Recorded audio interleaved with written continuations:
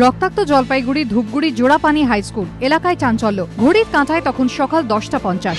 School তখনও শুরু হয়নি। স্থানীয় সূত্রে খবর, হঠাৎই ধারালো অস্ত্র নিয়ে ঢুকে পড়ে স্থানীয় সুকান্ত মহাবিদ্যালয়ের প্রথম বর্ষের ছাত্র জিতেন্দ্র শাহ। ক্লাসরুমের মধ্যেই এক ছাত্রীকে ধারালো অস্ত্র দিয়ে কোপাতে শুরু করে সে। বাধা দিতে গেলে ছাত্রীর বন্ধু সুশান্ত সরকারকেও ধারালো অস্ত্র দিয়ে কোপ মারে। তারপর হাতের শিরা কেটে আত্মহত্যার চেষ্টা করে জিতেন্দ্র। রক্তাক্ত অবস্থায় তিনজনকেই ধূপগুড়ি প্রাথমিক স্বাস্থ্য কেন্দ্রে নিয়ে যাওয়া হয়। অবস্থার অবনতি হলে জিতেন্দ্র ও কিশোরীকে উত্তরবঙ্গ মেডিকেল কলেজ হাসপাতালে পাঠানো হয়। বাসিন্দাদের অভিযোগ, ত্রিকোণ প্রেমের জেরেই এই ঘটনা। মেয়েটাকে বাঁচতেও ডাকলো, ডাকার পর ওইখানে গিয়ে মেয়েটাকে নিজে তো কাটছে, তারপর মেয়েটাকে কাটছে। কারণ কি? কারণটা ভালোবাসার কোনো মানে ঝগড়া হয়েছিল ওদের মধ্যে, তার জন্য। কোথায় বাড়ি ও?